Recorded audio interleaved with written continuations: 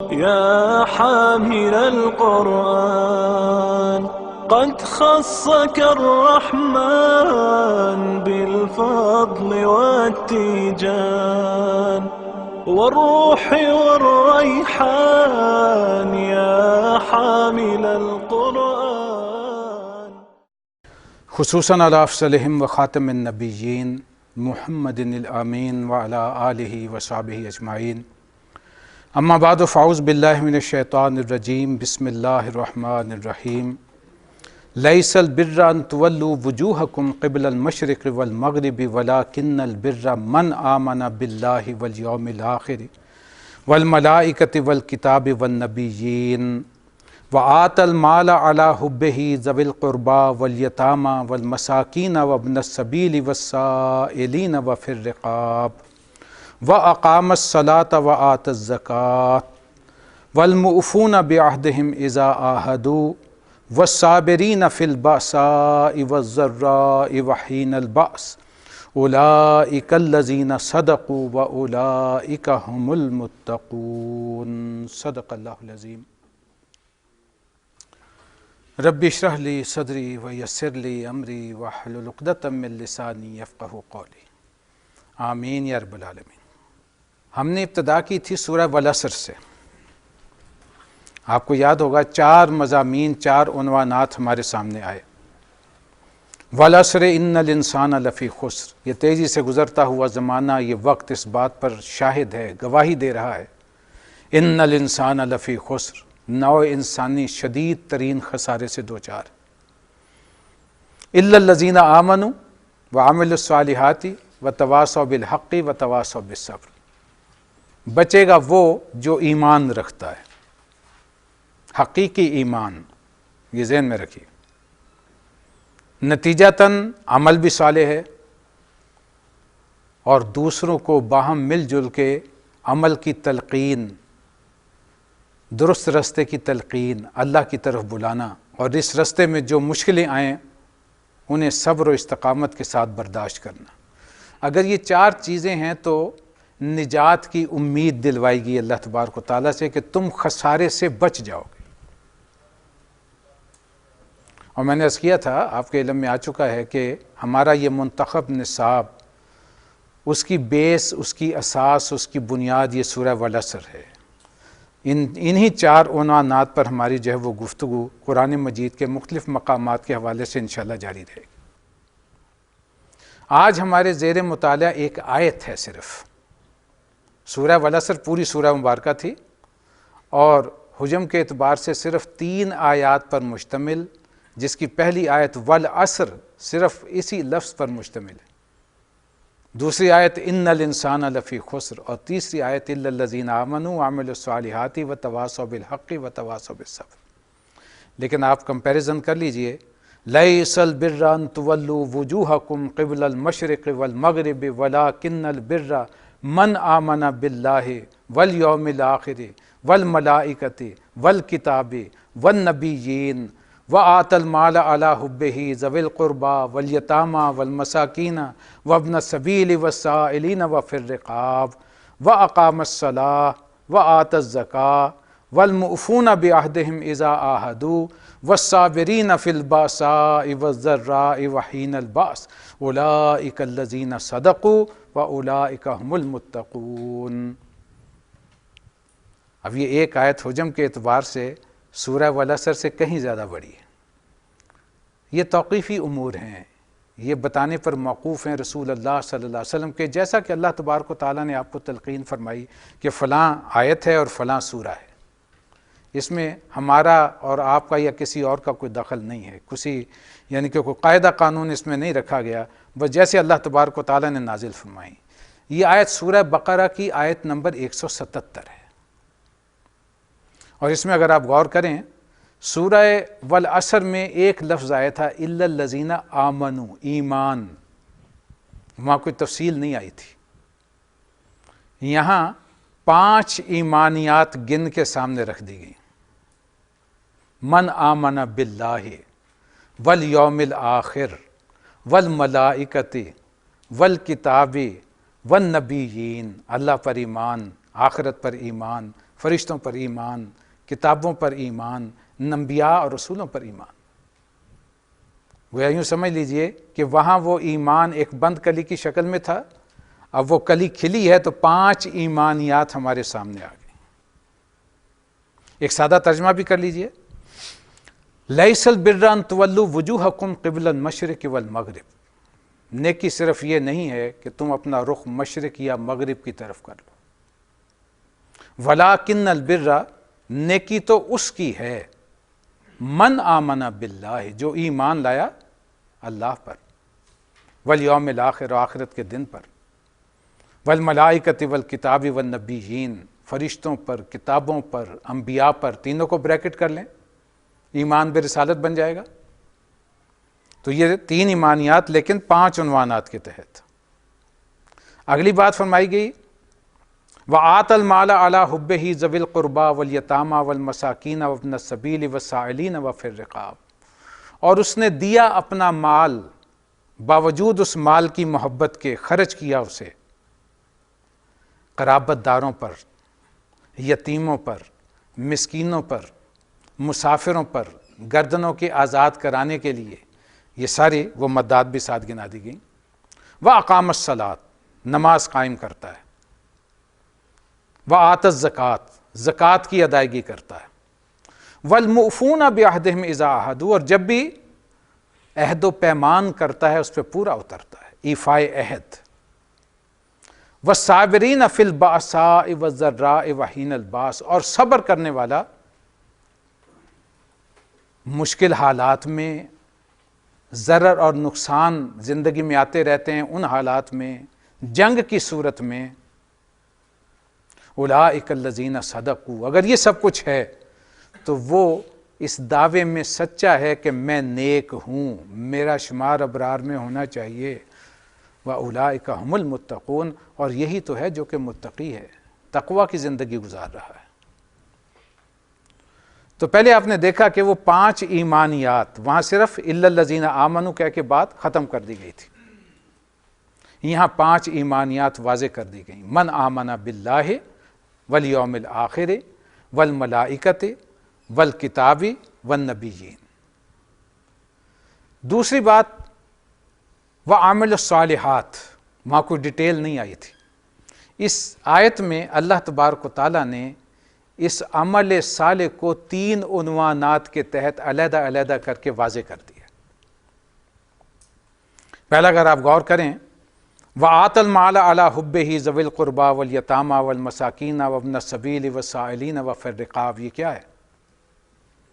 انسان کے اندر انسانی ہمدردی، دم سازی کا موجود ہونا، دوسروں کے دکھ میں کام آنا، بھوکا ہے تو اسے کھانا کھلانا، ان کی ضروریات کو جو محروم ہیں پورا کرنا،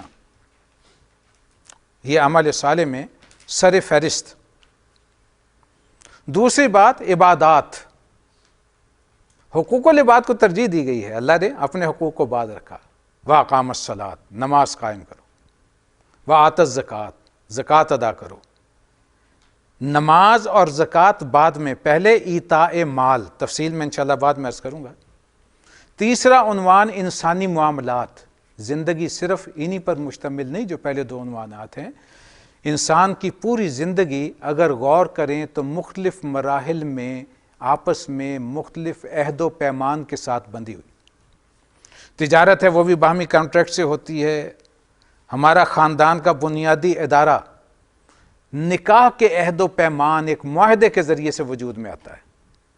زندگی کے ہر پہلو پہ آپ غور کریں گے تو معلوم ہوگا کہ کوئی نہ کوئی عہد و پیمان آپس میں چل رہا ہے، لہذا انتہائی تاکید ہے وَالْمُؤْفُونَ بِعَہْدِهِمْ إِذَا عَاهَدُوا، جو بھی عہد و پیمان زندگی میں کرو انہیں پورا کرو، ایفائے عہد۔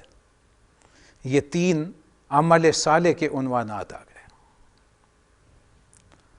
پھر تواصی بالحق اور تواصی بالصبر، انہی عنوانات کو جب آپ آگے بھیجیں گے، دوسروں کو چاہیں گے کہ ان پر بھی ہوں، تو یہ تواصی بالحق کا چیپٹر ہے، لیکن اس کے ساتھ صبر کے لیے بالکل واضح الفاظ آ گئے، وَالصَّابِرِينَ فِي الْبَأْسَاءِ وَالضَّرَّاءِ وَحِینَ الْبَأْسِ۔ زندگی کا کوئی مرحلہ دنیاوی طور پر انسان کو پریشانی ہے، صبر، کوئی بیماری آ گئی، کوئی آفت آ گئی، نیچرل کلیمٹیز ہوتی رہتی ہیں، پھر بھی صبر، اور اللہ کے راستے میں جان ہتھیلی پہ رکھ کے میدان میں اترنا پڑا تب بھی صبر و استقامت. تو صبر کی تفصیل بھی بیان کر دی گئی. تو غور کریں تو سورہ والعصر کے وہ مضامین جو وہاں انتہائی اختصار کے ساتھ آئے تھے، وہ اس آیہ مبارکہ میں اللہ تبارک و تعالیٰ نے قدر تفصیل سے ہمارے سامنے رکھ دی.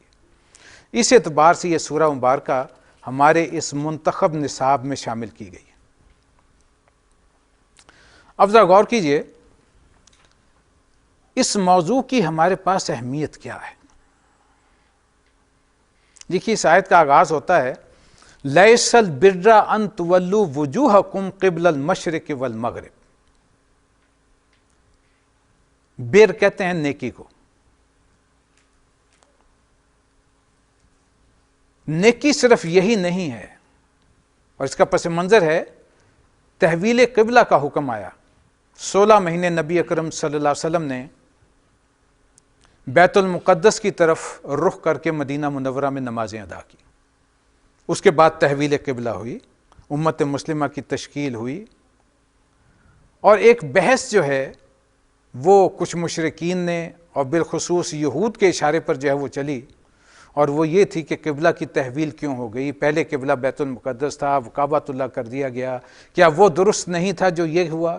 پھر جو اس زمانے میں نمازیں پڑھی گئیں کیا وہ درست ہو گئیں یا وہ ختم ہو گئیں؟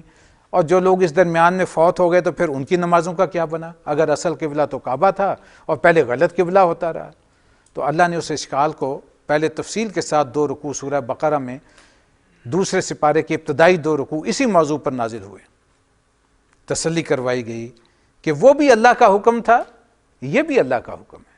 جو کچھ اس وقت ہو چکا وہ بھی اللہ کے پاس قابل قبول، اللہ کے نزدیک اس کی ایسی ہی ویلیو ہے جیسے کہ اب کعبۃ اللہ کی طرف نمازوں کی ویلیو ہوگی. لہٰذا بالکل تسلی کروائی گئی. لیکن ابھی تک کچھ عرصہ گزرنے کے بعد بھی یہ مباحث جو ہے وہ زیر بحث آ جاتے تھے، تو اسے سم اپ کیا گیا اس آیت میں کہ تم نے محض یہ سمجھ لیا کہ کسی ایک طرف رخ کر کے عبادت کی جائے بس یہی نیکی ہے. اس کی نفی سے بات شروع کی گئی. لیس البر ان تولوا وجوہکم قبل المشرق والمغرب. نیکی صرف یہی نہیں ہے. مسلمانوں کس بحث میں پڑ گئے؟ کیوں تمہارے اندر یہ الجھن پیدا ہو گئی کہ مشرق کو منہ کرنا ہے، مغرب کی طرف رخ کرنا ہے، کدھر کو رخ کرنا ہے؟ بلکہ تمہیں بتائیں کہ کس کی نیکی، کون حقیقت میں نیک ہے، بر کے مقام پر جو ہے وہ فائز ہے. وَلَٰكِنَّ الْبِرَّ مَنْ آمَنَ بِاللَّهِ. اب بات شروع کی گئی، نیکی تو اس کی ہے حقیقت میں جس نے یہ مندرجہ ذیل سارے کام جو ہے وہ کیے. یہ اس پس منظر میں، تو اس لیے اس کا عنوان جو ہے وہ آپ وہ بکلیٹ لیں گے تو اس پہ آپ کو ملے گا کہ نیکی کی حقیقت. اس اعتبار سے کہ اس کے موضوع کی اہمیت کیا ہے، جان لیجئے کہ ایک انسان کی یہ ظاہری شخصیت ہے، ایک انسان کی معنوی شخصیت ہے جو اگرچہ نگاہوں کے سامنے تو نہیں ہوتی لیکن اپنے مقام پر بڑی اہمیت کی حامل ہے. انسان کو جب تک انٹرنل سکون جسے ہم کہتے ہیں، اندرونی اطمینان حاصل نہ ہو، زندگی میں ایک بے چینی کی کیفیت رہتی.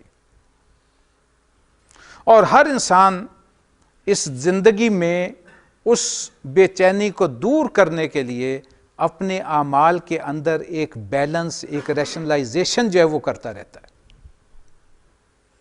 ظاہر انسان ہونے کے ناطے انسان سے غلطیاں کوتاہیاں بھی ہوتی ہیں، کچھ نیک اعمال بھی ہوتے ہیں، اور وہ پھر ان غلطیوں کو، کوتاہیوں کو، یا اگر کسی حد تک وہ گناہ بھی ہوں، انہیں وہ اپنی ان نیکیوں کے ذریعے سے کہ اچھا مجھ سے یہ خطا ہوئی، یہ غلطی ہوئی، یہ کوتاہی ہوئی، تو میں نے فلاں اور فلاں اور فلاں نیکی بھی تو کی ہے. یہ انسان کے اس جو معنوی شخصیت ہے اس کے اطمینان کے لیے، اس کی تسلی کے لیے ایک بڑی بنیادی شے ہے. اس لیے آپ دیکھیں گے کہ ہمارے ہاں معاشرے کے وہ طبقات جو انتہائی پستی کے حامل گنے جاتے ہیں، چور، ڈاکو، جیب کترے، یہاں تک کہ فاحشہ عورتیں، وہ بھی ان کے ہاں بھی کوئی نہ کوئی نیکی کا، کوئی پن کا، کوئی خیر کا، کوئی بھلائی کا کھاتا کھلا رہتا ہے. کیوں ہے؟ اس لیے کہ وہ اندر جو خلش ہے وہ انسان کو چین سے نہیں بیٹھنے دیتی، چاہے وہ کتنا ہی گیا گزرا کیوں نہ ہو۔ لیکن 3 طبقات آپ کو اپنے معاشرے میں ایسے نظر آئیں گے جو بڑے واضح طور پر مختلف نیکی کا تصور اپنے ذہنوں میں رکھتے ہیں۔ مثال کے طور پہ آپ کو ہمارے ہاں ایک طبقہ اپنے معاشرے میں نظر آئے گا، تاجر پیشہ لوگ ہیں، تجارت ہے، دکانداری بڑی اچھی ہے، ہر سال حج بھی ہے، زکوٰۃ بھی دیتے ہیں، مدرسے بھی ان کے فنڈ سے چل رہے ہوتے ہیں، علماء کی خدمتیں کرتے ہیں، ہر سال عمرہ، رمضان میں عمرہ، یہ ساری چیزیں چل رہی ہوتی ہیں، اور اپنی طرف سے بڑا نیکی کا اور پارسائی کا دعویٰ ہے، نماز بھی ہے، روزہ بھی ہے، حج بھی ہے، زکوٰۃ بھی ہے۔ اب دیکھیے ارکان اسلام پر تو پورا عمل ہے، لیکن اس کے ساتھ ساتھ وعدہ خلافی ہے، لوگوں کی رقمیں دبا کر بیٹھے ہوئے ہیں، ملاوٹ ہو رہی ہے، کہیں سے کام نکالنا ہے، کوئی ٹیکس کا کام پھڑ گیا، پکڑا گیا، فٹ جو ہے وہ رشوت دینے کے لیے تیار ہو جائیں گے، جان چھڑاؤ یہاں سے، رشوت دے دو۔ ٹیکس کے 2 نمبر کھاتے تو ہمارے ہاں ایک عام رواج ہے۔ یہ بالکل متضاد رد عمل آپ دیکھنے کو ملے گا۔ ایک طرف وہ نیکی کا کھاتا ہے، لیکن دوسری طرف اور اس پہ کوئی شرمندگی نہیں ہے، اس لیے کہ وہ مروجہ جو نظام چل رہا ہے اس کے مطابق سیٹسفائی اپنے آپ کو رکھا ہوا ہے کہ بھئی یہ تو مجبوراً ہے، یہ تو کرنا ہی ہے، اس کے بغیر تو چارہ نہیں ہے۔ ایک رویہ کہ اس کی اصلاح کی کوشش کی جائے، وہ نہیں ہے۔ ایک دوسرا طبقہ اس کے بالکل برعکس ملے گا آپ کو، وہ کہے گا جی یہ معاملات جو ہیں یہ تو انسان کے چلتے رہتے ہیں، اصل شے تو یہ ہے کہ انسان اپنی ڈیوٹی صحیح ایمانداری سے ادا کرے، ملازم ہے تو وہ اس کا حق ادا کرے، تاجر ہے تو اس کا حق ادا کرے، باقی رہ گئی عبادات، نماز، روزہ، حج، زکوٰۃ، یہ تو ایک انسان کا ذاتی ہے، وہ کر رہا ہے تو اس نے اپنا فرض نبھایا، نہیں کرتا تو وہ ذمہ دار ہے، آپ کو کیا اس کی تکلیف ہے، آپ کو کیوں اس کے پیچھے پڑے ہو؟ یعنی وہاں وہ چیز نہیں ہے، یہاں وہ چیز نہیں ہے۔ اور ایک تیسرا دیکھیں گے آپ کہ ظواہر پہ بہت زور، لیکن جو اصل روح عبادت ہے وہ بالکل عنقا ہے یا بالکل پس منظر میں چلی جاتی۔ مثال کے طور پہ نماز آپ پڑھ رہے ہیں، اگرچہ لازم ہے، صف سیدھی ہونی چاہیے، لیکن سارا زور ہے صف پر، ٹخنوں سے اوپر جو ہے وہ ہونا چاہیے، کندھے سے کندھے ملا کر کھڑے ہونا ہے، اور ہاتھ ایسے بندھے ہونے چاہیے، آمین خاموشی سے کہنی ہے یا آمین بلند آواز سے کہنی ہے، اس پہ جھگڑے بھی ہیں، لیکن جو روح عبادت ہے وہ اس سے دور ہے۔ ظواہر پہ زور، لیکن جو روح ہے اصل عبادت کی، اس سے سارا معاملہ جو ہے وہ تل پڑ ختم۔ اور حقیقت میں اس مقام پہ زیادہ جو ایمفیسس ہے اس آیت میں وہ اسی اعتبار سے زیادہ ہے کہ نیکی کے محض ظواہر پہ نہ جاؤ کہ رخ کدھر ہے کدھر نہیں ہے، ہاں وہ بھی اپنی جگہ پر ہے کہ قبلہ کی طرف رخ ہونا چاہیے، وہ بھی لازم و ملزوم ہے، لیکن وہاں اس بحث میں جو ہے وہ ساری گفتگو اس سے سٹارٹ کر کے اصل حقیقت کی طرف لایا گیا کہ لیس البر ان تولوا وجوہکم قبل المشرق والمغرب، کہ نیکی صرف یہی نہیں ہے، ولکن البر من آمن باللہ۔ تو نیکی کا یہ تصور جو جامع تصور ہے وہ اس آیت میں رکھ دیا گیا کہ حقیقت میں نیکی کیا ہے۔ محض ایک شخص اپنا حلیہ بنا لے اور تم یہ سمجھو کہ بس اس نے کپڑے اس قسم کے پہن لیے اور سلسلہ ایسا بنا لیا ہے تو یہ نیک ہے، اگر اس میں یہ تمام چیزیں جامعیت کے ساتھ موجود نہیں ہیں تو اس کا تصور نیکی خام ہے۔ اب غور کیجئے اس آیت پر،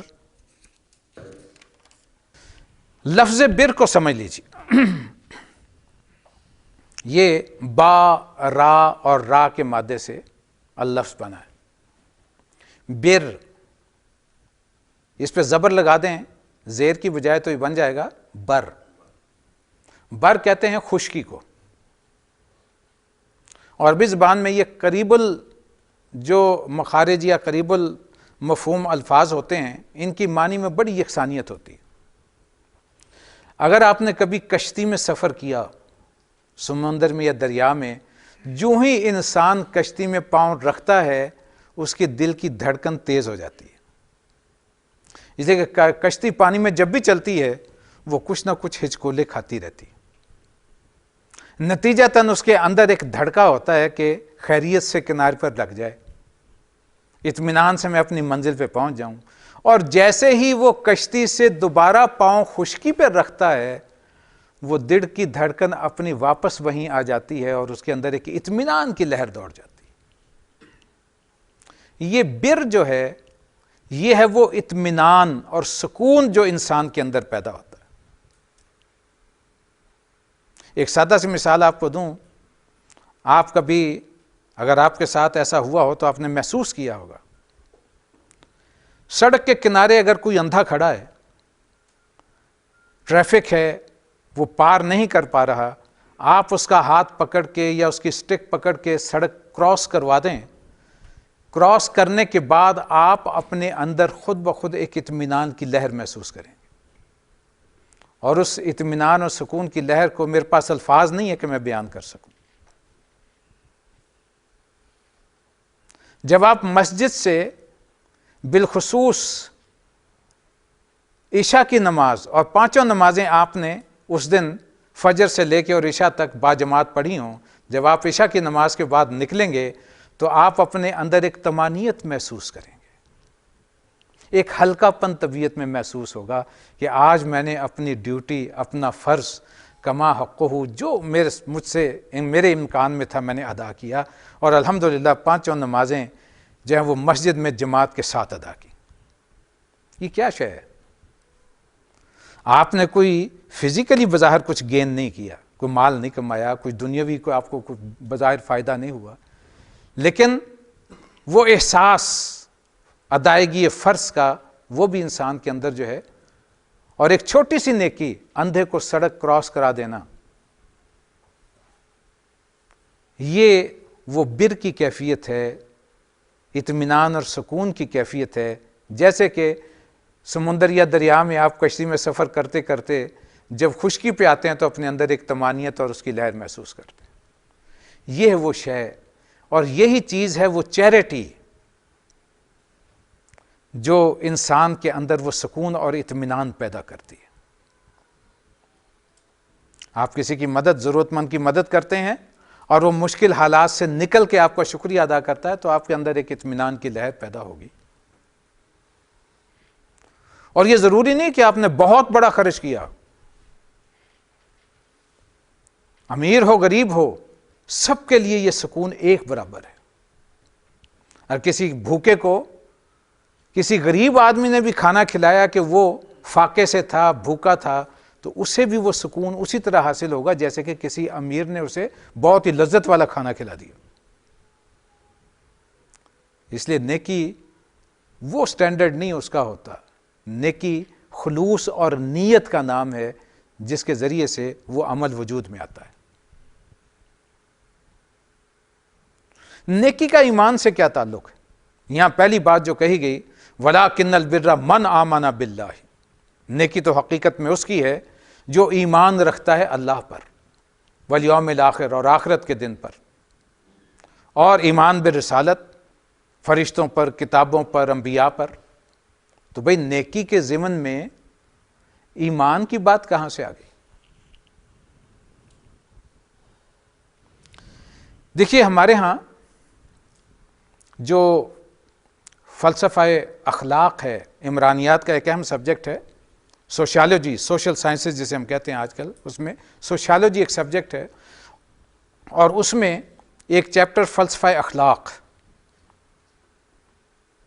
2 سوالات اس میں بڑے اہم سامنے آتے ہیں۔ پہلا سوال ہے کہ کیا نیکی اور برائی دائم ہوتے ہیں یا وقت کے ساتھ ان کے سٹینڈرڈ تبدیل ہوتے رہتے ہیں؟ ویلیوز کیا پرماننٹ ہیں یا وقت کے ساتھ تبدیل ہوتی رہتی ہیں؟ دوسرا سوال ہے کہ وہ کون سی موٹیویٹنگ فورس ہے، قوت متحرکہ ہے جو انسان کو قائم رکھے اس بات پر کہ خواہ مجھے نفع ہو یا نقصان، میں ہر صورت میں نیکی ہی کو اختیار کروں گا، جھوٹ نہیں بولوں، سچ پہ قائم رہوں۔ اخلاقیات کی بنیاد ہی اسی پر ہے۔ اگر انسان پینڈولم کی طرح جو ہے وہ وقت کو دیکھتا رہے کہ اس وقت جھوٹ بول کے کام نکال لینا ہے، تو اخلاق تو ختم ہو گیا نا۔ غالب نے بڑی خوبصورت بات کہی تھی کہ جانتا ہوں ثواب طاعت و زہد، پر طبیعت ادھر نہیں آتی۔ اس طبیعت کو ادھر کیسے لایا جائے؟ نیکی کرنے کو جی تو چاہتا ہے۔ فارسی کا ایک بڑا خوبصورت شعر ہے، اے دیانت بر تو لانت از تو رنج یافتم، اے خیانت بر تو رحمت از تو گنج یافتم۔ یعنی کہ ہم دنیا داری کے اعتبار سے غالباً شیخ سعدی رحمۃ اللہ علیہ کے الفاظ ہیں، وہ دیانت کو کہہ رہے ہیں کہ تجھ پر لعنت ہو، اس لیے کہ تیرے ذریعے سے تو رنج ہی رنج ملتا ہے، اور خیانت کو کہہ رہے ہیں تجھ پر رحمت ہو، اس لیے کہ تیرے ذریعے سے ہمیں تو گنج یافتم، خزانہ مل جاتا ہے۔ جھوٹ بول کے، کسی کو دھوکہ دے کے، وعدہ خلافی کر کے، کسی کا مال دبا کے وہ مال مل جاتا ہے۔ تو وہ کون سی شے ہے جو انسان کو نیکی کی طرف راغب کرے؟ ایک تو ہے نا مجبوری، جس وقت انسان کو مجبوری ہو جاتی ہے تو نیکی کی طرف آتا ہی آتا ہے، جسے کہتے کہ ہاتھوں پیر رہ گیا، رکا ہاتھ جب پارسا ہو گئے ہم، نہیں پارسائی یہ ہے نہ رسائی، حالی کا شعر ہے کہ یہ تو پارسائی نہیں، جب انسان رہ ہی گیا اب وہ کچھ کر ہی نہیں سکتا، تو پھر وہ نیک بن گیا تو پھر وہ تو کوئی نیکی نہیں ہے۔ نیکی تو یہ ہے کہ انسان سب کچھ کر سکتا ہو، آپ کے ہاتھ میں اختیار ہے، آپ جانتے ہیں کہ یہاں میں اپنے اختیارات سے کام لے کر کے جائز ہے یا ناجائز ہے فائدہ اٹھا سکتا ہوں۔ یعنی انسان شر اور شرارت پر قادر ہونے کے باوجود نیکی پر قائم رہے۔ اس اعتبار سے غور کیجئے، ان دو سوالوں کو ذرا سامنے رکھیے کہ یہ ویلیوز، اخلاقی اقدار، آر دے پرماننٹ یا وقت کے ساتھ ساتھ چینجیبل ہے؟ اس کا جواب ہمیں قرآن مجید دیتا ہے۔ سورۃ الشمس میں بڑی خوبصورت آیت آئی، اللہ تبارک تعالیٰ نے فرمایا وَنَفْسٍ وَمَا سَوَّاهَا فَأَلْهَمَهَا فُجُورَهَا وَتَقْوَاهَا۔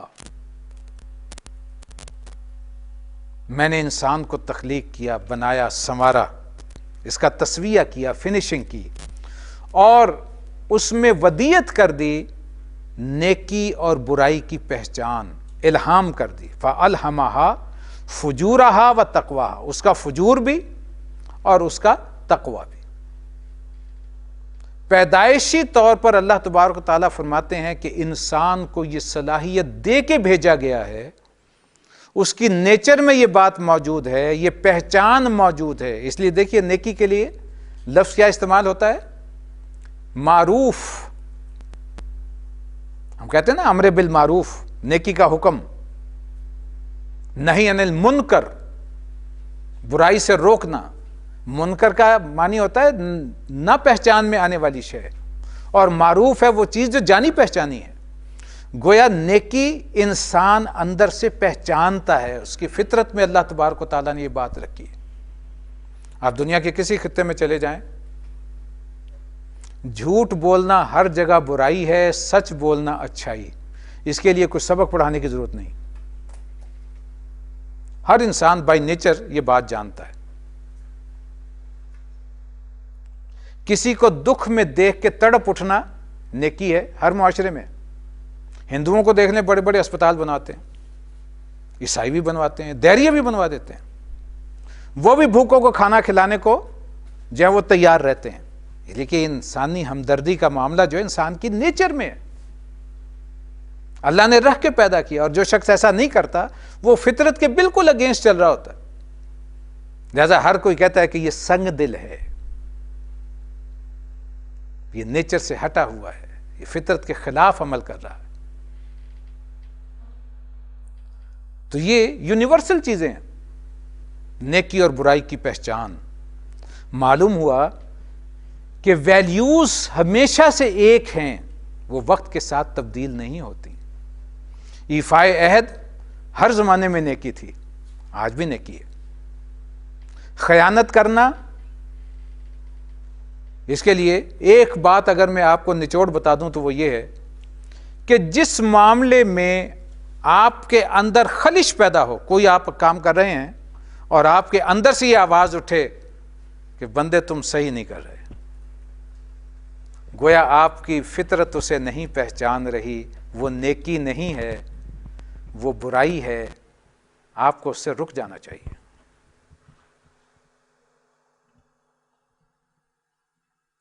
اور دوسری بات نوٹ کر لیجئے، کانٹ ایک بہت بڑا فلسفی ہوا ہے، یورپ میں بڑا غرہ تھا۔ جس طرح علامہ اقبال نے کسی زمانے میں شکوہ لکھا تھا، شکوہ بڑی معروف نظم ہے علامہ اقبال کی، بانگ درا میں ہے، تو ان پہ کفر کے فتوے صادر ہو گئے تھے۔ اللہ کے خلاف شکوہ، اللہ کی جناب میں شکوہ ہے، بندے کی یہ جسارت، اور پھر جیسے جیسے انہوں نے اشعار کہے تھے۔ لیکن پھر انہوں نے جواب شکوہ لکھا اور اس اشکال کو دور کیا کہ اصل میں مقصود تو اصلاح ہے۔ شکوے کے انداز میں ایک بات رکھی جو ہمارے عام ذہنوں میں آتی ہے، لیکن ہم کر کیا رہے ہیں اور کرنا کیا چاہیے، اسے جواب شکوہ میں سامنے رکھ کے انہوں نے بیلنس کر دیا۔ کانٹ نے بھی اسی طرح ایک کتاب لکھی، کرٹیک آف پیور ریزن، تنقید عقل خالص، اردو ترجمے ہو چکے ہیں ان کتابوں کے، اور اس نے اس میں دلائل سے ثابت کیا کہ خدا کی ہستی کو منطقی دلائل کے ذریعے سے ثابت نہیں کیا جا سکتا۔ ایک بڑا طوفان اٹھا کہ یہ شخص کافر ہو گیا، لیکن پھر اس نے ایک دوسری کتاب لکھی اس کے جواب میں، کرٹیک آف پریکٹیکل ریزن، اور اس نے اس میں ثابت کیا کہ انسان کے اندر اخلاق اور نیکی کا وجود ہو ہی نہیں سکتا، اور اللہ کے وجود کو وہ پا ہی نہیں سکتا، اس کی معرفت تک پہنچ ہی نہیں سکتا جب تک کہ وہ اللہ کو مانے نہ۔ اور دو چیزیں اس نے سامنے رکھی کہ اللہ کی ذات کو پہچاننے کے لیے اگر دلیل چاہتے ہو تو the starry heavens above and the moral law within, یہ دو چیزیں ثابت کریں گی کہ کوئی ہے، اسے آپ خدا کہہ لیں، اسے اللہ کہہ لیں، اسے دی گاڈ کہہ لیں، لفظ جو بھی استعمال کر لیں۔ عام طور پہ کیونکہ خدا کا لفظ ہمارے یہاں ترجمہ میں آتا ہے تو آپ کو کتابوں میں وہی ملے گا۔ تو ذرا غور کیجیے، دا اسٹاری ہیونز ابو، یعنی یہ پوری کائنات، اس کو دیکھ کے اس کی عظمت، اس کی وسعت، انسان اس بات تک پہنچتا ہے کہ خدا کی ہستی ہے۔ اور دوسری، دی مورل لا ود ان، انسان کے اندر جو اخلاقی قانون اللہ تبارک و تعالیٰ نے رکھا ہے۔ دیکھیے، ایک مثبت شے ہے، یہاں کہا گیا وَلَٰكِنَّ الْبِرَّ مَنْ آمَنَ بِاللَّهِ، نیکی تو اس کی ہے جو ایمان رکھے اللہ پر۔ اگر انسان کو یہ یقین ہو کہ میرا خالق اور مالک ہے اور میں نے زندگی اس کی رضا کے لیے گزارنا ہے، اللہ کی محبت، اللہ کی اطاعت، وہ کبھی برائی کا رخ نہیں کر سکتا۔ یہ ایک مثبت جذبہ ہے، انسان کے اندر واقعتاً پیدا ہو جائے تو وہ نیکی کی طرف راغب ہوگا، برائی سے بچنے کی کوشش کرے گا۔ کوئی بھی کام کرتے ہوئے میرا رب مجھ سے ناراض ہو گیا تو پھر میری زندگی کا کیا فائدہ ہو۔ ایمان باللہ ایک مثبت موٹیویٹنگ فورس ہے جو انسان کو نیکی کی طرف راغب کرتی ہے۔ اسی طرح آپ جانتے ہیں کہ سبھی انسان جو ہیں وہ محبت کے رمز آشنا نہیں ہوا کرتے. سارے انسان برابر تو نہیں ہوتے. اکثریت انسانوں کی اللہ سے محبت، اللہ کی عظمت، اللہ کی اطاعت، ان کے اندر یہ جذبہ موجود ہے، وہ نیکی کی طرف چلیں گے. لیکن سارے انسان تو ایسے نہیں ہوتے. وہ کہتے ہیں نا کہ ڈنڈا پیر بگڑیاں تگڑیاں دا، تو وہ جو بگڑے تگڑے والا معاملہ ہے وہ کیسے درست ہوں گے؟ ان کے لیے ایک منفی جو ہے وہ جذبہ سامنے ہونا چاہیے، اور اس کے لیے ہے ایمان بالآخرہ. میں جواب دہ ہوں، اگر میں غلط راستے پر چلا تو پکڑا جاؤں گا. اسے بھی ایک سادی سی مثال سے اگر آپ سمجھنا چاہیں، دیکھیے ہمارے ہاں آج کل محرموں کے قریب اور ان دنوں میں ڈبل سواری پر پابندی لگ جاتی ہے موٹر سائیکل کی، لگتی ہے نا. چوک میں سپاہی کھڑا ہو، چاہے وہ ایسی کھڑا ہے ڈیوٹی پہ بھی نہ ہو، وردی والا ہو، موٹر سائیکل والا کبھی جرت نہیں کرے گا کہ دوسری سواری بٹھا کر کے سامنے سے گزر جائے. اسے معلوم ہے کہ چالان ہو جائے گا. یعنی قانون کا رکھوالا سامنے دیکھ کے انسان جرم کرنے سے رک جاتا ہے، اور اگر نہ کھڑا ہو، دور سے آپ کو نظر آ گیا چوک خالی ہے، دھڑ سے گزر جاتا ہے بغیر کسی ہل و جت. اگر یہ احساس پیدا ہو جائے اللہ دیکھ رہا ہے، پکڑا جاؤں گا، اپنے عمل کا حساب دینا پڑا، گرینڈ اکاؤنٹیبلٹی. قرآن مجید کہتا ہے ان الانسان لیطغی، انسان جو ہے سرکشی پر اتر آتا ہے. کیوں؟ ان رآہ استغنی، جب وہ اپنے آپ کو مستغنی سمجھتا ہے. کہتا ہے مجھے کون پکڑنے والا ہے. یہ آیت بنیادی طور پر تو ابو جہل کے متعلق اتری تھی، سورہ علق کی آیت. اس کا رویہ کیا تھا؟ اپنے آپ کو بہت بڑا سردار، ایک تکبر کا جو ہے وہ بہت بڑی علامت تھا اس معاشرے میں. نبی اکرم صلی اللہ علیہ وسلم نے اپنی امت کے فرعون سے اسے جو ہے وہ تشبیہ دی کہ میری امت کے مخالف اگر کوئی فرعون ہے تو وہی ابو جہل ہے. اتنا تکبر اس شخص میں تھا. کیا تھا کہ مجھے کون پکڑنے والا ہے. ان الانسان لیطغی، بے شک انسان سرکشی پر، طغیانی پر اتر آتا ہے. ان رآہ استغنی، اس لیے کہ اپنے آپ کو وہ مستغنی جانتا ہے، مجھے کوئی پکڑنے والا نہیں، مجھے کوئی پوچھنے والا نہیں. نتیجہ کیا ہوتا ہے؟ وہ پھر جو جی چاہے وہ کر گزرتا ہے.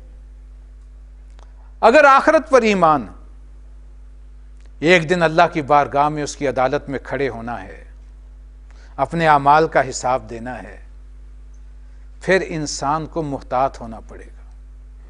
زمین و آسمان کا فرق ہے اس رویے میں اگر آپ غور کریں. ایک شخص سمجھتا ہے کہ کوئی حساب کتاب نہیں ہے، زندگی بس یہی زندگی ہے، اس کے بعد کچھ نہیں، مرنے کے بعد قبر میں گئے تو ختم، بس موت، پیدائش اور موت یہ بس زندگی کا ایک وقفہ ہے، اللہ اللہ خیر صلی اللہ، اس کے بعد کچھ بھی نہیں ہے. اس کا طرز عمل کچھ اور ہوگا. ایک انسان یہ سمجھتا ہے کہ نہیں، مرنے کے بعد ایک دوسری زندگی ہے، جنت اور جہنم کا معاملہ ہے، اللہ کی عدالت میں پیشی ہے. اب وہ قدم پھونک پھونک کے رکھے گا. اس اعتبار سے پہلے جو ہے ایمان باللہ اور ایمان بالآخرہ کا ذکر کیا گیا، اس لیے کہ ایمان کے، انسان کے عمل کی اصلاح کی بنیاد ایمان باللہ اور ایمان بالآخرت. تیسری ایمانیات کو بھی لایا گیا. دیکھیں نیکی کیا ہے. نیکی ایک جذبے کا نام ہے. انسان کے اندر جو ہے برائی کے داعیات بھی ہیں، نیکی کے داعیات بھی ہیں. نیکی کا جذبہ بھی پیدا ہوتا ہے، اندر سے اٹھتا ہے نا مجھے یہ نیک کام کرنا چاہیے. کسی کو آپ نے تکلیف میں دیکھا، بھوکا دیکھا، پیاسا دیکھا، کسی کو چوٹ لگی دیکھی، ایکسیڈنٹ ہوا، آپ کے اندر سے ایک جذبہ ہمدردی کا، نیکی کا، بھلائی کا، خیر کا وہ ابھر کے سامنے آتا ہے.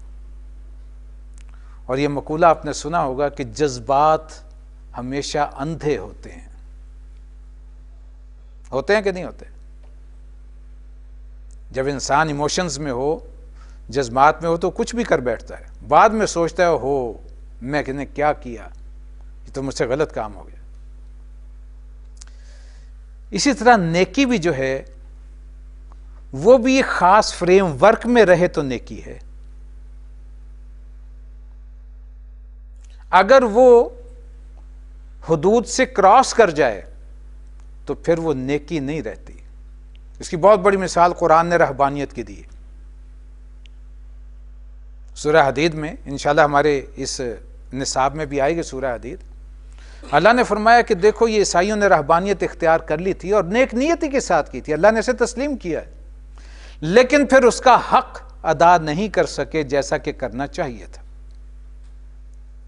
رہبانیت کیا ہے؟ دنیاوی زندگی سے دوری اختیار کر کے صرف اللہ کے ہو رہنا, یہی جذبہ تھا. لیکن پھر اس میں جو قباحتیں سامنے آئیں, اس لیے کہ جذبات انسان کے بڑے موزور ہوتے ہیں اور ان پہ قدغن لگانا وہ اتنا آسان کام نہیں ہے. بدترین نتائج نکلے رہبانیت کی کوکھ سے, جو بہرحال یہاں میں بیان نہیں کر سکتا, لیکن ذرا اس کی ہسٹری جو ہسٹری آف کرسچین موناسٹسزم کا ذرا مطالعہ کر کے دیکھیں, آپ پریشان ہو جائیں گے کہ کیا کچھ ہوا ہے یورپ میں اس رہبانیت کے پردے میں. اللہ تبارک و تعالی ہمیں محفوظ رکھے. 3 صحابہ نبی اکرم صلی اللہ علیہ وسلم کی خدمت میں حاضر ہوئے. حضور صلی اللہ علیہ وسلم اس وقت تشریف فرما نہیں تھے. انہوں نے سوچا, آپس میں مشورہ یہ کر رہے ہیں کہ ہم دنیا دار آدمی ہیں, ہماری نجات کیسے ہوگی اگر ہم نے اچھے سے اچھے اعمال نہ اختیار کیے. لہذا نبی اکرم صلی اللہ علیہ وسلم کی خدمت میں حاضر ہو کے پوچھتے ہیں کہ ہمیں کیا کیا کرنا چاہیے.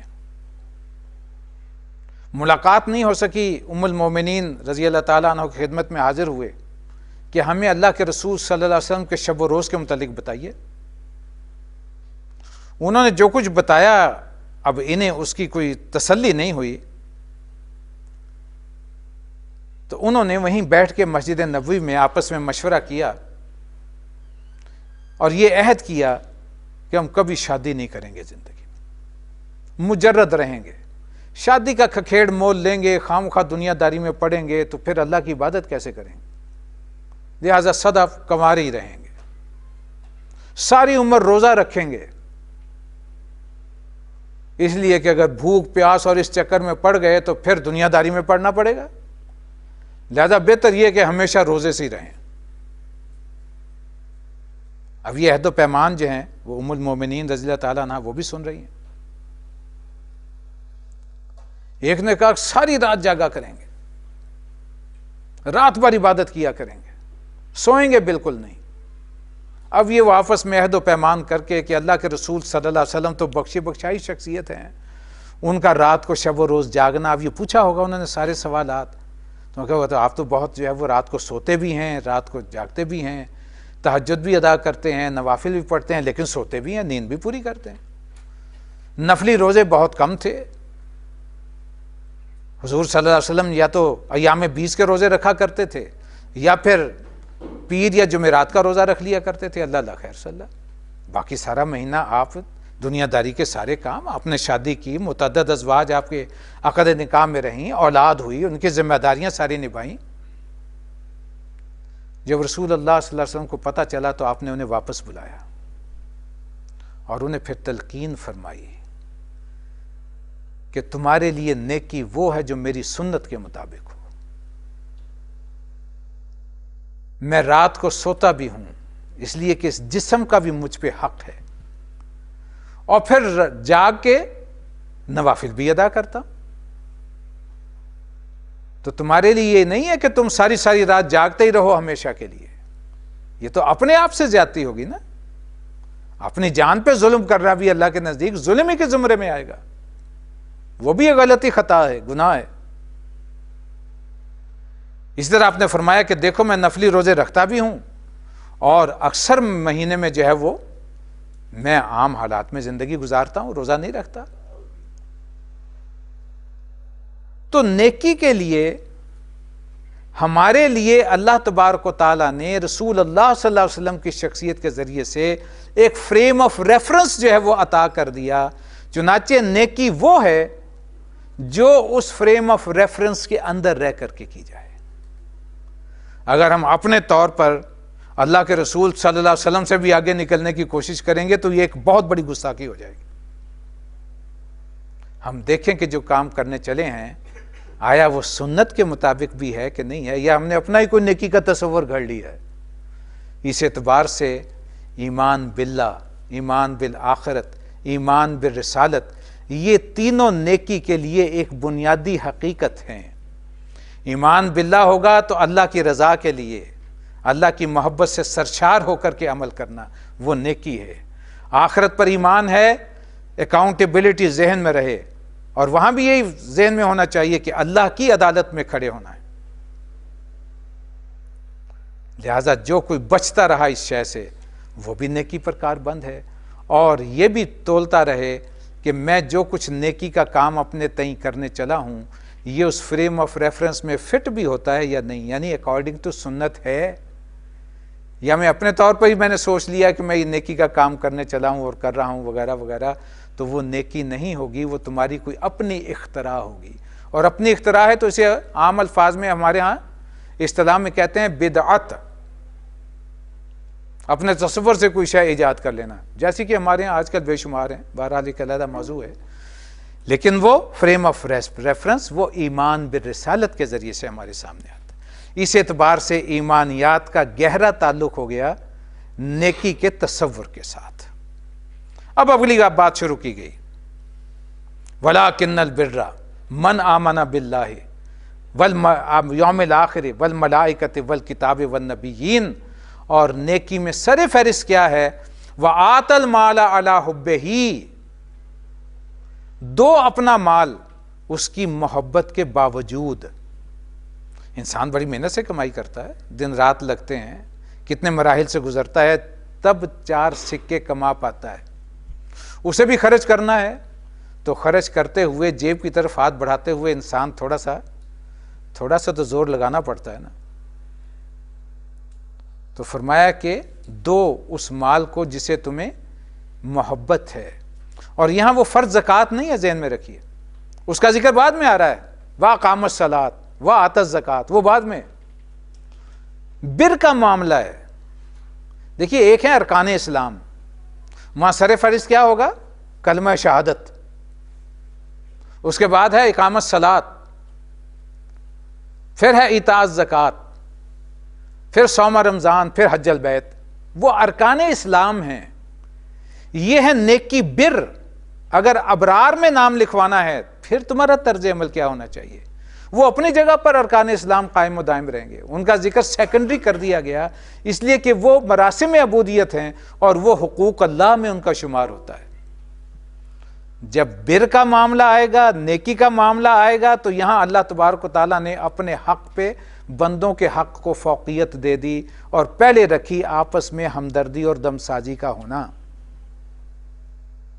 عرف عام میں اس کے لیے آپ لفظ چیریٹی استعمال کر لیں، خیر اور بھلائی کے لیے خرچ کرنا استعمال کر لیں، اعانت یا تعاون کا لفظ استعمال کر لیں، جو بھی استعمال کرنا چاہیں۔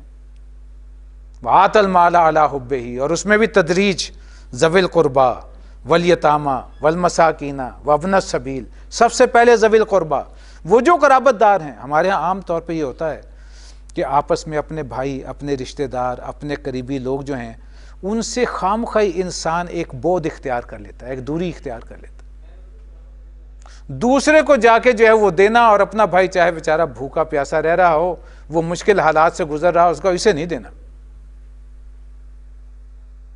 ایک خامخواہ کی پرخاش۔ لیکن قرآن یہ کہتا ہے کہ سب سے پہلے حق اس کا ہے جو کہ تمہارا ہے سب سے قریب، الاقرب فالاقرب، سب سے پہلے وہ جو سب سے زیادہ قریب، پہلے اسے دو۔ اور یہ زکوٰۃ کے علاوہ نبی اکرم صلی اللہ علیہ وسلم کا فرمان ہے، ان فی المال لحق سوی الزکوٰۃ، تمہارے مال میں حقداروں کا زکوٰۃ کے علاوہ بھی حق ہے، لفظ حق استعمال کیا۔ یہ ہوگا تو نیکی کی ابتدا ہوگی، ایمان کے بعد ایتاء مال، پھر واقام الصلاۃ، وآت الزکات۔ دیکھیے نماز کیا ہے؟ نماز ہے انسان کو اللہ کی یاد دلاتے رہنا۔ 5 وقت انسان دنیا داری کے معاملات سے نکل کے اذان کی پکار پہ لبیک کہتا ہوا مسجد میں حاضر ہو جاتا ہے۔ حفیظ کا بڑا پیارا شعر ہے، سرکشی نے کر دیے دھندلے نقوش بندگی، آؤ سجدے میں گریں لوح جبیں تازہ کریں۔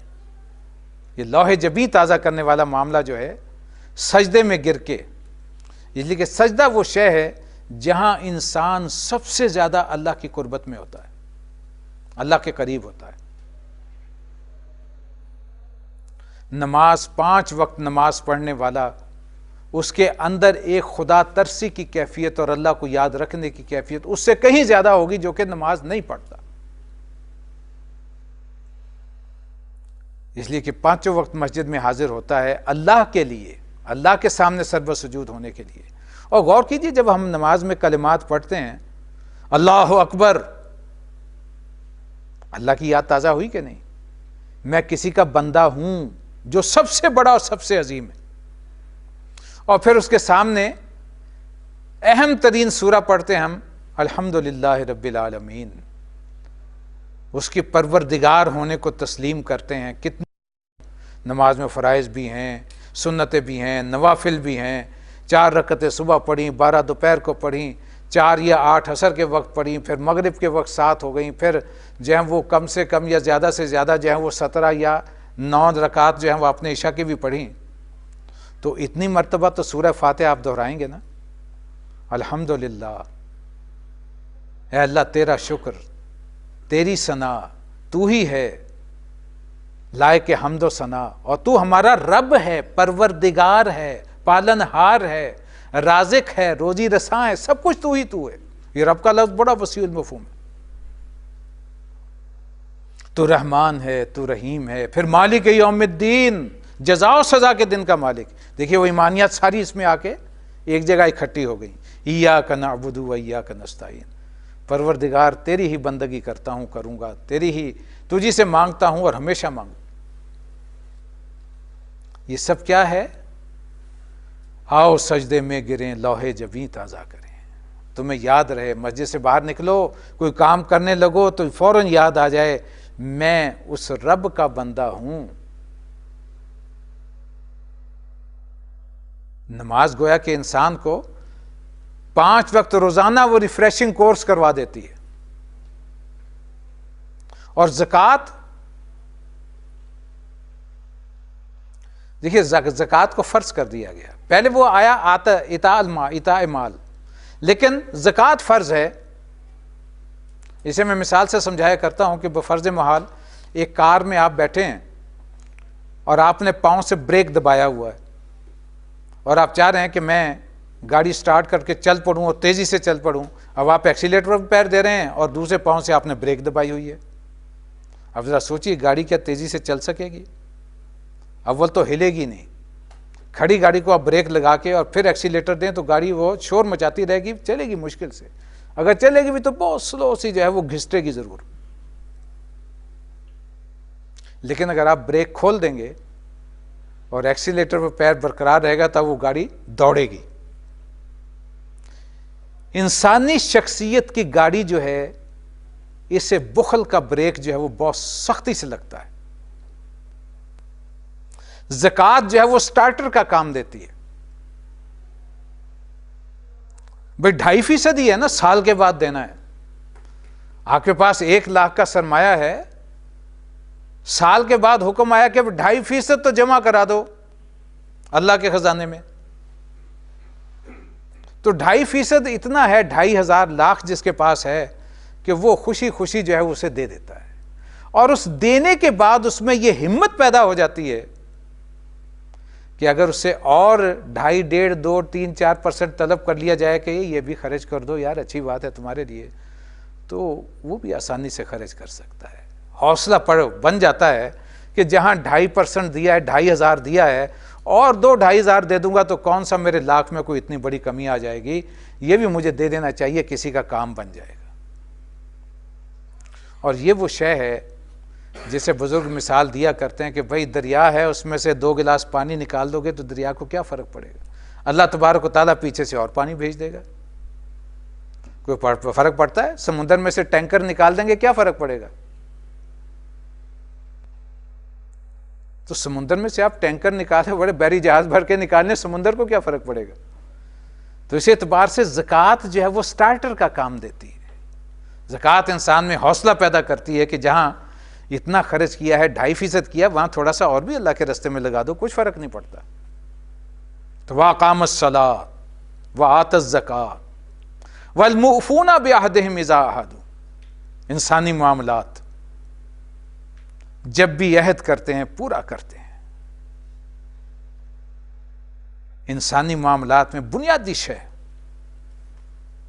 میں نے اپنے پچھلے لیکچر میں آپ کو وہ حدیث سنائی تھی، حضرت انس رضی اللہ تعالیٰ عنہ کی روایت کردہ کہ نبی اکرم صلی اللہ علیہ وسلم جب بھی گفتگو فرماتے تھے، خطاب فرماتے تھے، کبھی ایسا نہ ہوا کہ یہ بات نہ کہی ہو، لا ایمان لمن لا امانت لہ، لا دین لمن لا عہد لہ، اس شخص کا کوئی دین نہیں جسے عہد کی پاسداری نہیں۔ آج اگر آپ اپنے احوال پہ ہم غور کریں، حقیقت یہ ہے کہ ایفائے عہد وہ بنیادی شے ہے جس پر مجموعی طور پر اگر معاشرہ آ جائے تو بہت سی قباحتیں ہمارے اندر سے ختم ہو جائیں۔ دیکھیے، خامند اور بیوی، نکاح کا ادارہ، خاندان کا ادارہ، نکاح کا معاہدہ، آجر اور اجیر، ملازمت یا کانٹریکٹ، یہ بھی معاہدہ، کانٹریکٹ ہے۔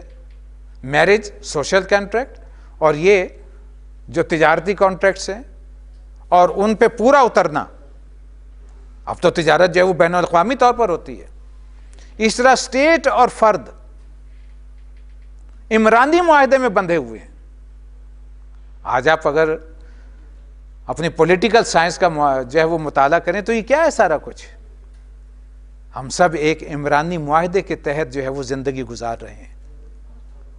تو انسان کی زندگی کے تمام معاملات وہ کسی نہ کسی رخ سے، کسی نہ کسی طریقے سے آپس میں ایک دوسرے کے ساتھ معاہدے کے ساتھ بندھے ہوئے۔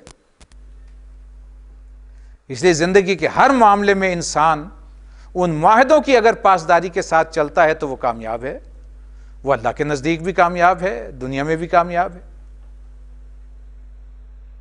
تو نیکی کی حقیقت میں ایفائے عہد کو جو اللہ تبارک و تعالیٰ نے بیان فرمایا کہ نیکی اس کی ہے جس کے اندر یہ اور یہ صلاحیتیں ہیں اور وہ عہد کی پاسداری کرتا ہے۔ اور اسے یہیں تک نہ سمجھیے، قرآن مجید میں اللہ تبارک و تعالیٰ نے یہ وارننگ دی ہے، ان العہد کان مسئولا، تمہارے معاہدوں کے متعلق تم سے سوال کیا جائے گا، پوچھا جائے گا۔ یہ نہ سمجھنا دنیا میں کسی سے معاہدہ کیا ہے، وعدہ کیا ہے اور بھول گئے تو چلو کوئی بات نہیں، بھول گئے۔ ایک ایک وعدے کا اللہ کی بارگاہ میں جواب دہی ہوگی۔ ذرا سوچیے، ہم سمجھتے ہیں کہ شاید وعدہ کرنا جو ہے وہ ایسی ایک معمولی سی بات، سوچ سمجھ کے کرنا چاہیے۔ آیا میں ان معاملات میں پورا اتروں گا، اتر سکتا ہوں یا نہیں؟ انسان پہلے ہی اپنے آپ کو تول لے۔ اگر ابرار میں نام لکھوانا ہے تو اب ذرا اندازہ کیجیے، پہلے ایمان، پھر انسانی ہمدردی، دم سازی کا جذبہ انسان کے اندر ہونا اور اس پر عمل کرنا، پھر اقامت الصلاۃ، ایتاء زکوٰۃ، یعنی اللہ تبارک و تعالیٰ کے حقوق، عبادت، اور پھر انسانی معاملات میں ایفائے عہد، اور آخری بات فرمائی گئی والصابرین فی البأساء والضراء وحین البأس۔ بأساء، ضراء اور حین البأس، یہ 3 الفاظ استعمال ہوئے۔ بأساء کہتے ہیں انسانی زندگی میں دنیاوی معاملات میں انسان کو کوئی تکلیف پہنچ جانا، کاروباری نقصان ہو گیا، انسان اس سے متاثر ہوئے بغیر نہیں رہ سکتا، لیکن بالکل ہی ڈگ ڈال دے، مر گیا، لٹ گیا، برباد ہو گیا، مجھے تو یہ ہو گیا، یہ ہو گیا، یوں کرتا ایسا ہو جاتا، یوں نہ کرتا یوں ہو جاتا، یہ اللہ تبارک و تعالیٰ کے نزدیک ناپسندیدہ شے۔ صبر اور شکر، اللہ کی طرف سے کچھ ملا ہے شکر کی کیفیت ہو، کچھ چھن گیا ہے تو راضی بر رضائے الہی رہنا ایمان کی بنیادی شے، انسان کے اندر تسلیم و رضا کے خوب پیدا ہو جانا۔ یہی معاملہ ذرہ ضرر، بیماری آ گئی، معلوم ہوا کہ ہیپاٹائٹس کا حملہ ہو گیا، اب کیا کریں؟ تو کیا انسان مر جائے فوراً ہی؟ ہمت کرو، صبر کرو، استقامت اختیار کرو۔ اللہ نے بہت سے علاج رکھے ہیں، کتنے لوگ ہیں جو بڑی سے بڑی بیماری سے نکل جاتے ہیں۔ وہ کہتے ہیں نا بھائی قوت ارادی مضبوط کرو۔ قوت ارادی کیا ہے؟ اللہ پر توکل کا قائم و دائم ہونا۔ موت اس وقت تک نہیں آ سکتی جب تک کہ اللہ نے وقت پورا نہ کیا، کوئی نہیں مار سکتا جب تک انسان اپنے رزق کا آخری گھونٹ نہ پی لے اور آخری دانہ نہ اندر لے جائے۔ نہ جانے اللہ نے کتنا وقت لکھا ہے، تو خامخواہ مایوسی کی کیفیت انسان اس میں پڑ جائے۔ نہیں، ان سب کیفیات میں صبر، شکر، استقامت، بالخصوص صبر، والصابرین فی البأساء والضراء۔ سیلاب آتا ہے، کتنے لوگوں کے گھر اجڑ جاتے ہیں، شہر کے شہر جو ہیں وہ تباہ و برباد ہو جاتے ہیں، ساری مال و پونجی جو ہے وہ ختم ہو جاتی ہے۔ لیکن اللہ پر بھروسہ کرتے ہوئے صبر و استقامت کے ساتھ انسان جو ہے وہ محنت اور ہمت سے کام لے تو اللہ تبارک و تعالیٰ پہلے بھی اس نے دیا تھا، اب بھی وہ دینے والا ہے۔ اور تیسری شے ہین الباس، باس کہتے ہیں جنگ کے حالات کو، ایسے حالات جب کہ معاملہ کوئی جو ہے وہ تلوار نکل آئیں، دشمن کا مقابلہ ہو، اللہ کے دین کے لیے نکلنا پڑے، تو کیا اس وقت پیٹھ دکھا جاؤ؟ نہیں، صبر و استقامت کے ساتھ میدان میں اترو، برداشت کرو۔ اور ظاہر ہے کہ جو شخص میدان جنگ میں اترتا ہے وہ اپنی جان کو ہاتھ میں لے کر کے اترتا ہے، اگرچہ ضروری نہیں ہے کہ سب مر جائیں گے۔ جنگ میں کوئی لازمی تو نہیں ہوتا کہ لازمی موت آ جائے۔ حضرت خالد بن ولید رضی اللہ تعالیٰ عنہ سینکڑوں مارکوں سے گزرے، اور جب موت آئی ہے بستر پر تو رو رہے ہیں۔ پوچھا گیا کہ موت سے ڈر رہے؟ کہا نہیں، موت کا ڈر نہیں، افسوس یہ ہے کہ میرا جسم کا کوئی حصہ ایسا نہیں ہے جس پہ کہ زخم کا نشان نہ ہو، لیکن حسرت یہ رہ گئی، چاہتا تھا میدان جنگ میں موت آئے لیکن بستر پہ موت آ رہی،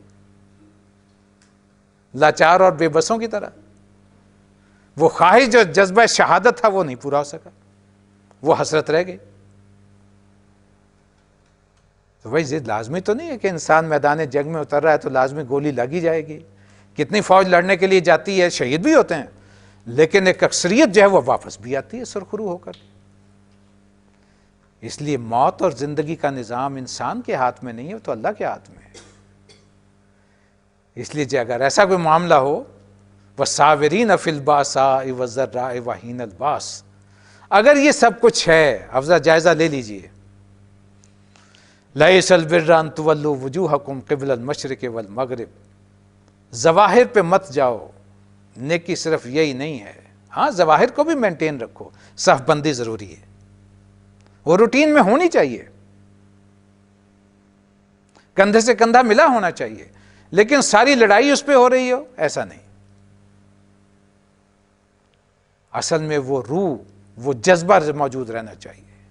تو نیکی صرف یہی نہیں ہے کہ تم اپنا رخ مشرق یا مغرب کو کر لو، وَلَٰكِنَّ الْبِرَّ، نیکی تو اس شخص کی ہے من آمن باللہ والیوم الآخر والملائکۃ والکتاب والنبیین، جو ایمان رکھتا ہے اللہ پر، آخرت کے دن پر، اور فرشتوں پر، کتابوں پر اور انبیاء پر۔ وَآتَ الْمَالَ عَلَىٰ حُبِّهِ، اور دیتا ہے اپنا مال اس کے مال کی محبت کے باوجود، ذوی القربا، قرابت داروں کو، والیتامى والمساکین، یتیموں اور مسکینوں کو، وابن السبیل، اور مسافروں کو، والسائلین، اور جو مانگنے آ جائیں انہیں بھی کچھ دے دیتا ہے، وفی الرقاب، اور گردنوں کے چھڑانے میں، کوئی مقروض ہے اس کی گردن آزاد کروا دی، جو پریشان حال ہے، غلام ہو گیا ہے، اسے آزاد کروا دیا۔ گردنوں کو آزاد کروانا، گردن ظاہر ہے کہ غلامی کی شکل بھی ہو سکتی ہے، قرض کی شکل بھی ہو سکتی ہے، آج کے زمانے میں آپ کو بہت سے ایسے لوگ ملیں گے، اس لیے کہ یہ جو پٹھانوں والا سود ہے یہ لوگوں کو اس قدر غلام بنائے ہوئے ہے، اور ہمارے ہاں تو اب تو یہاں بہت سے اور بھی ادارے ایسے کھل چکے ہیں جو ملٹی پلائی کر رہے ہوتے ہیں پیسے۔ ایسے لوگ میں نے دیکھے ہیں کہ 2-3 ہزار روپے انہوں نے قرض لیا اور وہ 50 ہزار روپے سود کی شکل میں لوٹا چکے، لیکن وہ 3,000 نہیں ادا ہو سکا، سال ہر سال گزر گئے۔ ایسے لوگوں کی گردن کو آزاد کروا دینا۔ وَإِقَامَ الصَّلَاةِ وَآتَى الزَّكَاةَ وَالْمُوفُونَ بِعَهْدِهِمْ إِذَا عَاهَدُوا وَالصَّابِرِينَ فِي الْبَأْسَاءِ وَالضَّرَّاءِ وَحِينَ الْبَأْسِ أُولَٰئِكَ الَّذِينَ صَدَقُوا وَأُولَٰئِكَ هُمُ الْمُتَّقُونَ۔ یہ لوگ اگر دعویٰ کریں کہ ہم سچے ہیں تو یہ سچے ہیں اس دعوے میں کہ واقعی ابرار میں شامل ہیں۔ اب اپنا جائزہ لینا ہمارا اپنا کام، ہم کہاں کھڑے ہیں۔ یقیناً یہ دور بڑا سخت ہے، بڑا پرفتن ہے۔ اس دور میں پیرامیٹرز زندگی گزارنے کے بڑے تبدیل ہو چکے ہیں بظاہر، لیکن مسلم کا معاملہ بڑا ادروائز ہے۔ ہمیں سب سے پہلے یہ دیکھنا ہے کہ ہم کس کے امتی ہیں، ہم کس کا کلمہ پڑھنے والے ہیں۔ اور پھر میں نے جو پہلا سوال آپ سے پہلی نشست میں کیا تھا کہ ہمیں پہلے یہ جائزہ لینا ہے کہ ہمارا نسب العین ہے کیا، اس لیے کہ اصل فیصلے کا دار و مدار اس پہ ہے۔ مشہور حدیث ہے اور اکثر و بیشتر احادیث کی کتابیں اسی حدیث سے شروع ہوتی ہیں، انما الاعمال بالنیات۔ اعمال کا دار و مدار جو ہے نیت پہ ہے۔ ایک انسان خرچ کرتا ہے، سخاوت کر رہا ہے اس نیت سے کہ دنیا کہے کہ بڑا سخی ہے، تو اسے تو دنیا میں کہا جا چکا، آخرت میں اس کے لیے کچھ نہیں ہے۔ ایک شخص دے رہا ہے، وہ یہ چاہتا ہے کہ دنیا مجھے کچھ بھی نہ کہے، میں تو اپنے صرف رب سے مجھے مطلوب ہے، میں اس کی رضا کے لیے خرچ کر رہا ہوں، تو وہ نیکی ہے، اس لیے کہ وہ اللہ کی رضا کے لیے، اس کی خوشنودی کے لیے کر رہا ہے۔ تو یہ سارا معاملہ نیت پر ہے۔ تو سب سے پہلے نسب العین مسلم کا ہونا چاہیے آخرت کی کامیابی، اور یہ نسب العین ہے تو ہر نیکی نیکی ہے۔ اور اگر یہ نسب العین نہیں ہے، یہ نیت نہیں ہے، تو کوئی بھی نیکی کر لیں وہ نیکی میں شمار نہیں ہوگی۔ اس لیے پہلے ہے ایمان، من آمن باللہ والیوم الآخر۔ اللہ تبارک و تعالیٰ سے اس دعا کے ساتھ کہ اللہ تبارک و تعالیٰ ہم سب کو عمل کی توفیق عطا فرمائے۔ ہم جو کچھ پڑھتے ہیں، سیکھتے ہیں، جو بھی نالج اور علم ہمیں حاصل ہوتا ہے، یاد رکھیے ہم اس کے پابند ہیں اس اعتبار سے کہ جب تک نہیں کوئی بات معلوم تھی ہم اللہ کی بارگاہ میں بھی کوئی ایکسکیوز کر سکتے تھے، لیکن جب معلوم ہو گئی تو اب اللہ کی طرف سے حجت کا اتمام ہو گیا، اب ہمیں اس پہ عمل بھی کرنا ہے۔ تو ہمیشہ جب یہ بات سنیں، قرآن کی بات، حدیث کی بات، میری بات ہو آپ میرے منہ پہ دے ماریں، کوئی فرق نہیں پڑتا، لیکن جب بات قرآن کی ہے اور اللہ کے رسول صلی اللہ علیہ وسلم کی ہے تو سنجیدگی سے اپنا جائزہ لینا ہوگا۔ ہماری اس نشست میں آنے کا، یہاں بیٹھنے کا، یہ ساری گفتگو کرنے اور سننے کا یہ فائدہ تبھی ہے اگر ہم اپنا جائزہ لیں، ہم اپنی اصلاح کر لیں۔ دنیا میرے دوستو 4 دن کی ہے، آج ہیں کل نہیں ہوں گے، لیکن اعمال ہمارے ہمیشہ کے لیے ہیں، وہ سیف ہو گئے اللہ کی کتاب میں، لہٰذا اس کا تو ہم نے حساب دینا ہے۔ بس یہ جائزہ اپنا لیتے رہیں گے تو انشاءاللہ مجھے امید ہے کہ کسی نہ کسی قدر ہمارے عمل میں تبدیلی ضرور آئے گی۔ اللہ ہمیں اس کی توفیق بھی عطا فرمائے اور ہمیں اپنے اعمال درست کرنے کے لیے ہمت بھی عطا فرمائے۔ اقول قولی ھذا واستغفر اللہ لی ولکم ولسائر المسلمین والمسلمات۔ يا حامل القرآن قد خصك الرحمن بالفضل والتيجان والروح والريحان